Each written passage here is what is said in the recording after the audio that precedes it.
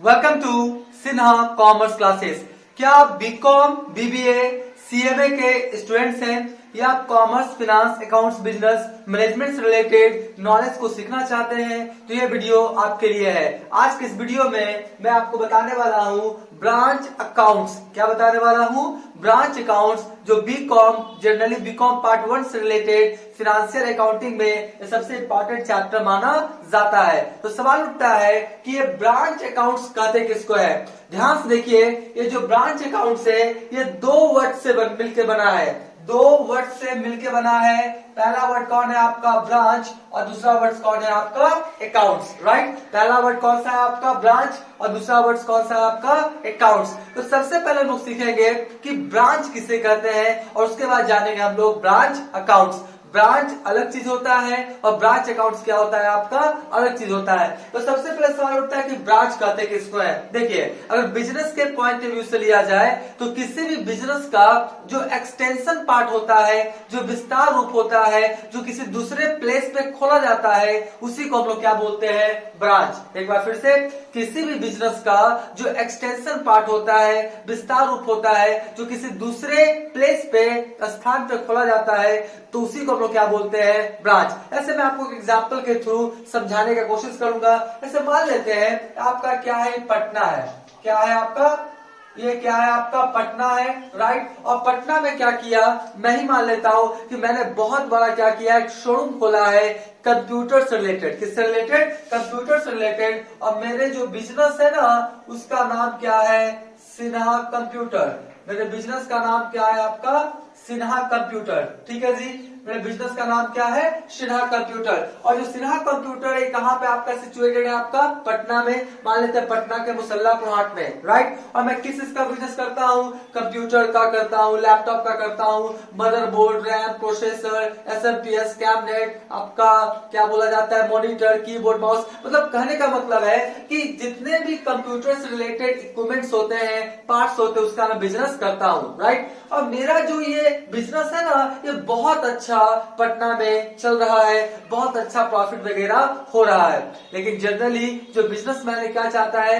Maximum profit कमाना। क्या चाहता है? मैक्सिमम प्रॉफिट वो अर्न करना चाहता है बिजनेसमैन। राइट, तो पटना में तो पूरा आपका क्या किया, अच्छा से क्या कर रहा है, बिजनेस को चला रहा है, अच्छा प्रॉफिट कमा रहा है। अब ये सोच रहा है कौन? सिन्हा कंप्यूटर का ऑनर सोच रहा है कि मैं क्या करूं, अपना बिजनेस को एक्सटेंशन करूं, क्या करूं, विस्तार करूं। तो वो चाहता है और भी जो आपका सिटी है वहां पर क्या करूं, मैं अपना बिजनेस को क्या करूं, ओपन करूं। राइट, तो अब जो सिन्हा कंप्यूटर जो पटना में था, वो मान लेते हैं कहां आपका खोलने के लिए स्टार्ट किया, आपका कहां? आरा में।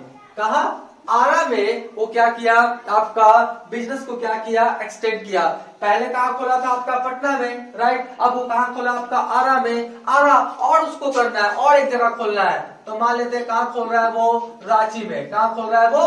रांची में। ठीक है, और मान लेते हैं कहां खोल रहा है, तो मान लेते हैं कहां खोल रहा है? हाजीपुर।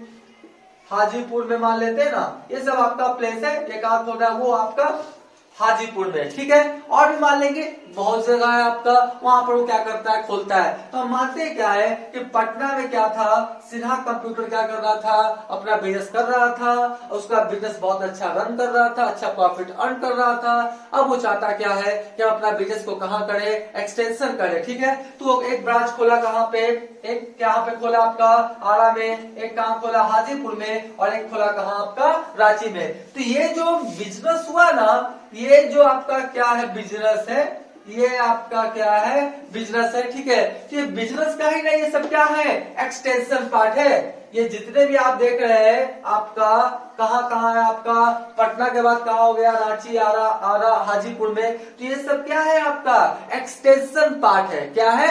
Extension part. ये सब क्या है? एक्सटेंशन। ये सब क्या है आपका?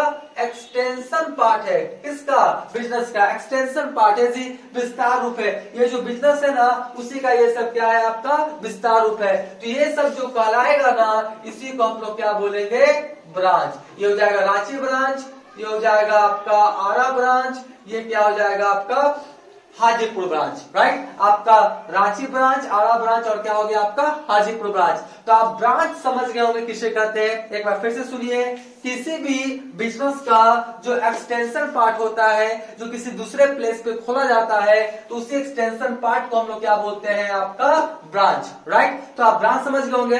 अब सवाल उठता है कि ये ब्रांच अकाउंट्स क्या होता है, क्या समझेंगे हम लोग, ब्रांच अकाउंट्स, राइट। तो ध्यान सुनिए, ये जो आपका बिजनेस है जो खोला गया कहां पे, पटना में, और उसका क्या है, रांची ब्रांच है, आरा ब्रांच और हाजीपुर क्या ब्रांच है। तो ये जो बिजनेस है इसको हम लोग क्या बोलेंगे, हेड ऑफिस। क्या बोलेंगे हम लोग, हेड ऑफिस। क्या बोलेंगे हम लोग, हेड ऑफिस, क्योंकि मुख्य कार्यालय तो ही है। और ये सब क्या हो गया आपका ब्रांच ऑफिस। ये सब क्या हो गया आपका ब्रांच ऑफिस। ये सब क्या हो गया आपका ब्रांच ऑफिस। बी से ब्रांच, ओ से ऑफिस, ठीक है। क्या हो गया ब्रांच ऑफिस, ठीक है।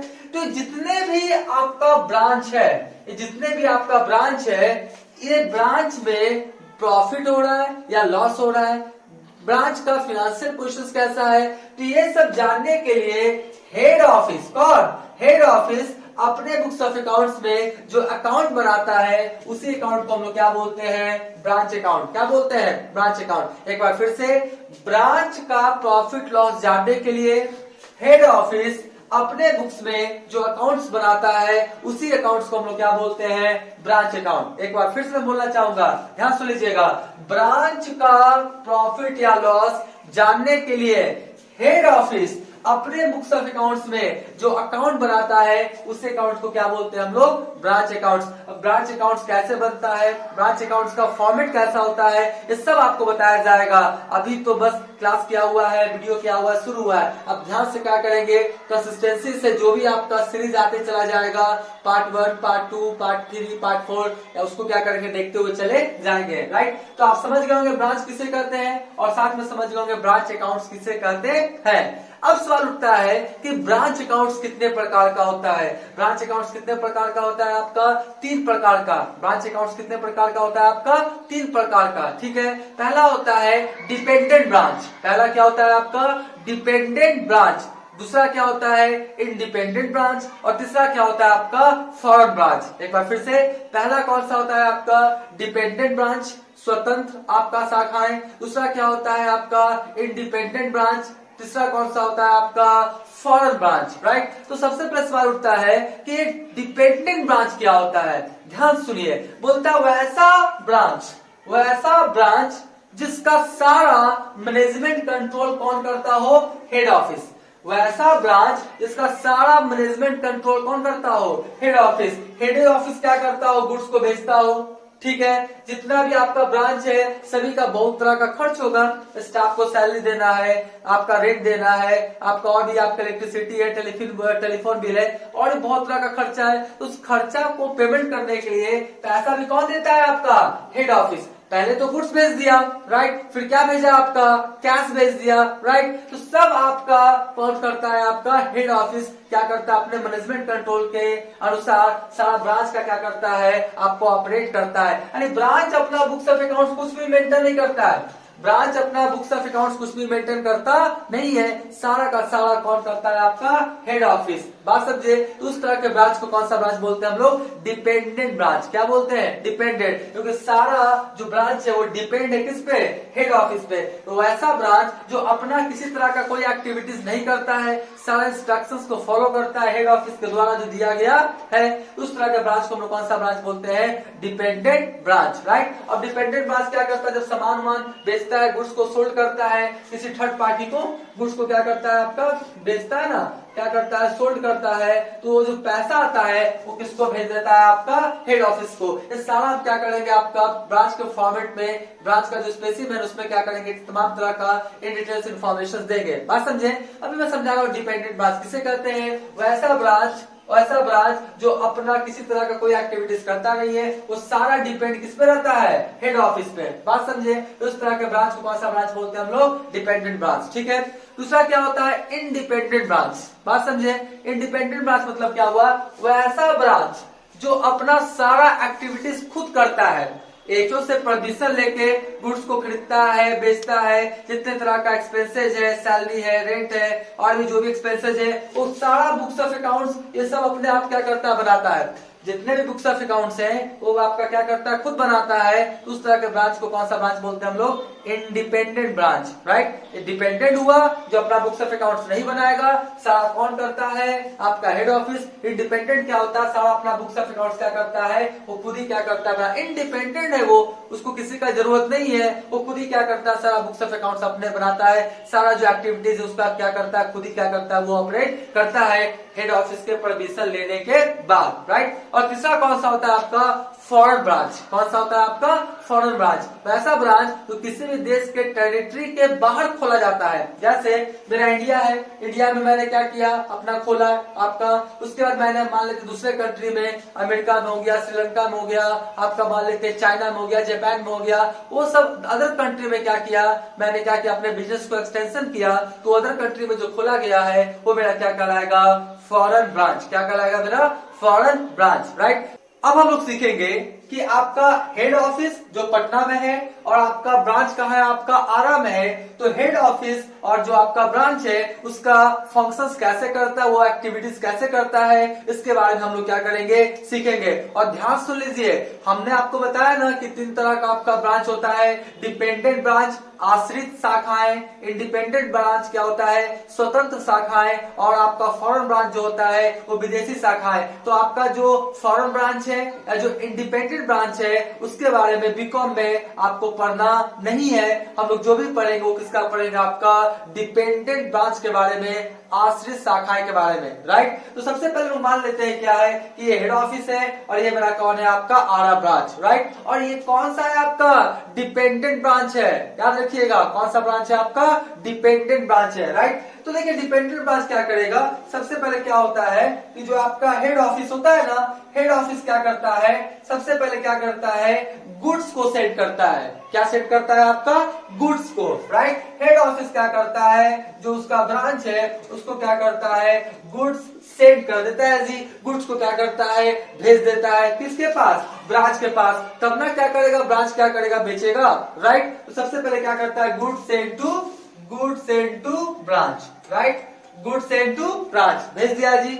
अब बताइए जो आपका ब्रांच है, जो आपका क्या है, आरा ब्रांच है, इसका तो बहुत तरह का खर्च भी होता होगा। जैसे इसका क्या देना रहता होगा, सैलरी देना रहता होगा, राइट, रेंट देना रहता होगा, इलेक्ट्रिसिटी है, टेलीफोन बिल है, बहुत तरह का खर्च होता है, प्रिंटिंग एंड स्टेशनरी, उसको हम लोग अदर एक्सपेंसेस में रख लिए, ठीक है। तो ये जो सैलरी, रेंट या अदर एक्सपेंसेस है, इसका पेमेंट तो करना पड़ेगा ना आरा ब्रांच को, राइट। उसके लिए पैसा कहां से आएगा, कैश कहां से आएगा, तो वो भी कैश कौन भेजता है, आपका हेड ऑफिस, किसको, ब्रांच को। क्या करेगा, cash send to branch, cash send to branch. बात समझे, पहला क्या भेज दिया, गुड्स भेज दिया, कौन, हेड ऑफिस, किसको, ब्रांच को। और फिर क्या भेजा, कैश भेजा, किसको, ब्रांच को, डिफरेंट तरह के खर्च को पेमेंट करने के लिए, राइट। अब देखिए ब्रांच के पास गुड्स आ गया है और ये सब खर्च को पेमेंट करने के लिए कैश भी आ गया है। अब क्या करेगा, जो ब्रांच है वो गुड्स को क्या करेगा, सेल करेगा। क्या करेगा, सेल करेगा। बात समझे, सेल करेगा तो 2 तरीका से सेल कर सकता है, एक कर सकता है कैश के फॉर्म में, एक कर सकता है आपका क्रेडिट के फॉर्म में। कैश सेल्स भी कर सकता है, क्या कर सकता है, ये कैश सेल्स कर सकता है, और दूसरा क्या कर सकता है, ये क्रेडिट सेल। क्या कर सकता है, आपका क्रेडिट सेल। बात समझे, तो कैश सेल्स किया है तो ब्रांच के पास तुरंत क्या जाएगा, कैश आ जाएगा। क्या जाएगा, कैश आ जाएगा। तो ये कैश क्या करेगा, ब्रांच अपने पास नहीं रखेगा, किसको भेज देगा, हेड ऑफिस को। किसको भेज देगा, हेड ऑफिस को। या उधार सामान बेचा है तो जो डेटर से पैसा आएगा, किससे पैसा आएगा, आपका ब्रांच डेटर से। किससे आएगा पैसा, ब्रांच डेटर से जो पैसा आएगा वो भी पैसा किसके पास भेज देगा, एचओ के पास। किसके पास, एचओ के पास। बात समझ गए। मान लेते हैं कुछ सामान क्या हो गया, ब्रांच के पास क्या हुआ, नहीं बिका, अनसोल्ड रहा, बिका नहीं, तो वो क्या करेगा, ये सामान ब्रांच अपने पास नहीं रखेगा, वो किसको फिर भेज देगा, एचओ को। तो क्या होगा, गुड्स रिटर्न बाय क्या हो जाएगा, आपका ब्रांच। क्या हो जाएगा, ब्रांच। क्या हो जाएगा आपका? ब्रांच। बात समझे? जनरली यही सब एक्टिविटीज होता है। फिर सुन लीजिए, सबसे पहले क्या करेगा हेड ऑफिस? गुड्स भेजेगा, राइट। फिर क्या भेजेगा? कैश भेजेगा, डिफरेंट डिफरेंट खर्च को पेमेंट करने के लिए। उसके बाद ब्रांच क्या करेगा? गुड्स को बेचेगा, कैश के फॉर्म में बेच सकता है और किस फॉर्म में बेच सकता है आपका? क्रेडिट के फॉर्म में। कैश के फॉर्म में बेचेगा, तुरंत कैश आएगा, उसको भेज देगा एचओ को। क्रेडिट के फॉर्म में बेचेगा तो ब्रांच डेटर से जो पैसा आएगा वो भी किसको भेज देगा? आपका एचओ को। और मान लेते हैं कुछ गुड्स क्या हुआ आपका नहीं बिका, तो जो गुड्स आपका नहीं बिका उसको भी क्या करेगा? रिटर्न कर देगा। किसको? ब्रांच। किसको कर देगा? एचओ को। तो गुड्स रिटर्न बाय ब्रांच। बात समझे? यही सब क्या होता है? 4-5 आपका क्या होता है? आपका ट्रांजेक्शन होता है। और इसी 4-5 ट्रांजेक्शन की सहायता से हेड ऑफिस अपने बुक्स में ब्रांच का क्या बनाता है? Branch account. क्या बनाता है? Branch account. और ब्रांच अकाउंट बना के हेड ऑफिस पता कर लेता है कि जो बड़ा ब्रांच है उस पर प्रॉफिट हुआ है या लॉस, राइट। अब इसके बाद हम लोग इसका क्या जानेंगे? फॉर्मेट, कि ब्रांच अकाउंट का फॉर्मेट कैसे होता है और हेड ऑफिस अपने बुक्स ऑफ अकाउंट्स में आपका प्रॉफिट लॉस कैसे फाइंड आउट करता है। वीडियो थोड़ा सा लंबा हो रहा है क्योंकि इसमें हमको डेटा देना क्या है? जरूरी है। अब हम लोग ब्रांच अकाउंट का फॉर्मेट के बारे में समझेंगे कि ब्रांच अकाउंट का फॉर्मेट कैसा होता है, राइट। तो सबसे पहले क्या लिखेंगे हम लोग? देखिए, in the books of head office. In the books of क्या लिखेंगे हम लोग? Head office. क्योंकि आप एक बात समझ लें कि जो ब्रांच अकाउंट है वो किसके बुक्स ऑफ अकाउंट्स में बनाया जाता है? हेड ऑफिस के बुक्स में। हेड ऑफिस अपने ब्रांच का क्या फाइंड आउट करना चाहता है? प्रॉफिट या लॉस, कि मेरा ब्रांच जो है वो प्रॉफिट में जा रहा है या लॉस में। तो हेड ऑफिस ब्रांच का आपका प्रॉफिट लॉस जानने के लिए क्या करता है? ब्रांच अकाउंट बनाता है। तो क्या लिखेंगे? In the books of head office. जैसे मान लेते हैं आपका हेड ऑफिस कहाँ था? पटना में, तो हम लिख देंगे क्या? In the books of head office. क्या लिख देंगे हम लोग? पटना में, राइट। और उसके बाद ब्रांच कहाँ का है? मान लेते हैं आरा है, तो हम लिख देंगे आरा ब्रांच अकाउंट। मान लेते हैं रांची रहेगा तो रांची ब्रांच अकाउंट। हाजीपुर तो हाजीपुर ब्रांच अकाउंट, राइट। तो आप क्या करेंगे? नाम लिख देंगे। उसके बाद होगा फॉर द ईयर एंडिंग या फॉर द ईयर एंडेड। किस साल के अंत में क्या कर रहे हैं आप? बना रहे हैं। मान लेते हैं हम लोग बना रहे हैं कब? 31 मार्च। हम लोग बना 31 मार्च 2021, अरे 2021, राइट। तो किस साल के अंत में बना रहे हैं? ये सब डेटा आपको क्वेश्चंस में दिया हुआ रहेगा। अब क्या करेंगे हम लोग? तो आपका लिखेंगे 4 कॉलम्स बनाएंगे। Particulars amount, right. Left side को क्या बोलेंगे? डेबिट। और राइट साइड को क्या बोलेंगे हम लोग? क्रेडिट। अब ध्यान से देखिए, इसमें जो ब्रांच अकाउंट है इसमें फॉर्मेट में कैसे डेटा को फिट किया जाता है। सबसे पहले क्या लिखेंगे हम लोग? To balance BD. Branch account का अगर पहले से कोई ओपनिंग बैलेंस है, ध्यान से, ब्रांच अकाउंट का पहले से कोई क्या है? ओपनिंग बैलेंस है। कौन सा बैलेंस है? आपका ओपनिंग आपका बैलेंस है। ब्रांच अकाउंट का पहले से अगर कोई ओपनिंग बैलेंस है तो वो लिखेंगे। और ओपनिंग बैलेंस में ही मिल सकता है स्टॉक, पेटी कैश, फर्नीचर, प्रीपेड एक्सपेंसेस, यानी एसेट्स प्रॉपर्टीज। आपको अगर पहले से बैलेंस है उसको टू बैलेंस बीडी करके क्या करेंगे? लिख देंगे, राइट। उसके बाद क्या होता है? जो आपका हेड ऑफिस होता है ब्रांच को क्या भेजता है? गुड्स। हेड ऑफिस ब्रांच को क्या भेजता है? Goods, right. तो हेड ऑफिस जो ब्रांच को गुड्स भेजेगा तो क्या लिखेगा आपका? देखिए, to goods supply to branch. क्या लिखेगा? To goods supply to branch. उसके बाद हेड ऑफिस ब्रांच का जो डिफरेंट एक्सपेंसेस होता है, जैसे रेंट, सैलरी, अदर एक्सपेंसेस, ये सब के लिए क्या भेजता है? आपका कैश। देखिए लिखा क्या है? Payment made by head office on behalf of the branch. यानी पेमेंट कौन कर रहा है? Head office. किसके लिए? ब्रांच का जो खर्च है उसके लिए। तो आपका क्या करता है? एचओबीओ को क्या भेज देता है? आपका कैश। और क्या करता है? पेमेंट करता है, ठीक है। उसके बाद क्या होता है? आपका यहाँ पे हो गया। उसके बाद क्या होता है? जो ब्रांच है वो क्या करेगा? गुड्स को बेचेगा, कैश के फॉर्म में बेचेगा तो कैश सेल्स, और कैश के फॉर्म में बेचेगा तो आपका क्या करेगा? ब्रांच बेच के पैसा कहाँ भेज देगा? एचओ को। कहा भेज देगा? एचओ को। मान लेते हैं उधार बेचा। क्या बेचा? उधार बेचा। कौन? ब्रांच अपने ब्रांच डेटर्स को। तो ब्रांच डेटर से जो ब्रांच के पास पैसा आएगा फिर वो किसको भेज देगा? आपका एचओ को। किसको भेज देगा? हेड ऑफिस को। तो cash account, cash receive from debtors, right. इसको समझिएगा।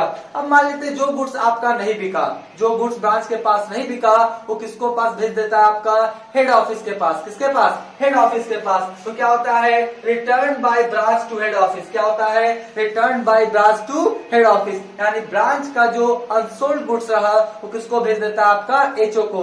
कभी कभी क्या होता है, सेंड टू अदर ब्रांच, एक ब्रांच दूसरे ब्रांच को क्या करता है, गुड्स भेजता है।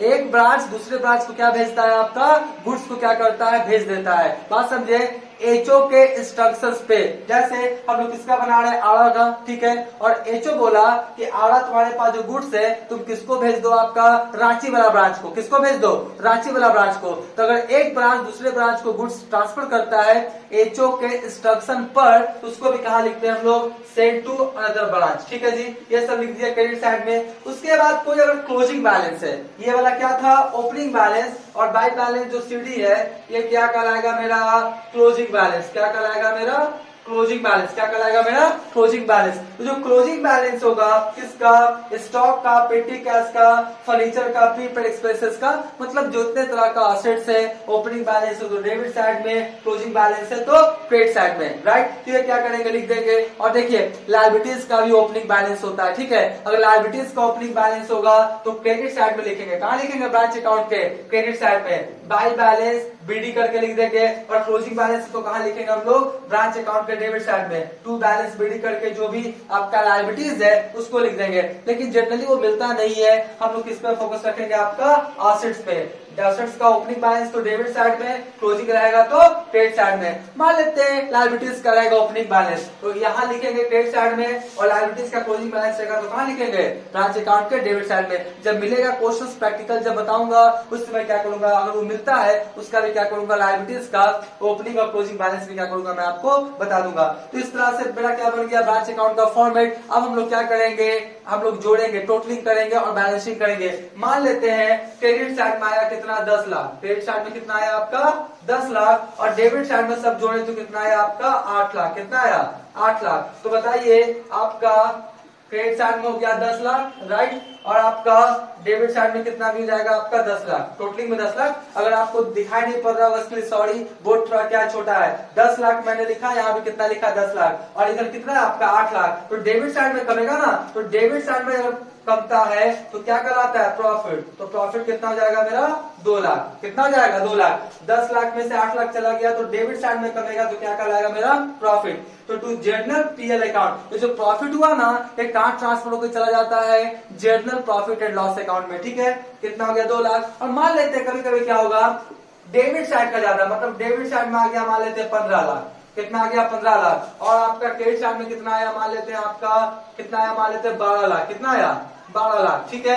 तो आपका इधर कमेगा ना, क्रेडिट साइड में कमेगा, तो क्रेडिट साइड में जितना कमेगा, कितना कमेगा, 3 लाख। तो 3 लाख जब कमेगा तो क्या करेगा, जनरल पीएल अकाउंट क्या होगा, लॉस। क्या होगा, लॉस। तो ध्यान सुनिए, क्रेडिट साइड का अमाउंट ज्यादा डेबिट साइड के अमाउंट से, तो डेबिट साइड में बैलेंस आएगा तो क्या होगा, प्रॉफिट। और डेबिट साइड का अमाउंट ज्यादा क्रेडिट साइड के अमाउंट से, तो क्रेडिट में कमेगा तो क्या कहलाएगा मेरा, लॉस। ठीक है, ये इंटायर इंफॉर्मेशन था किससे रिलेटेड, ब्रांच रिलेटेड। नेक्स्ट वाले वीडियोस में मैं आपको ब्रांच अकाउंट से रिलेटेड प्रैक्टिकल क्वेश्चंस में क्या करूंगा, बताते चला जाऊंगा। तो आज का वीडियो यही समाप्त करता हूं। Thank you.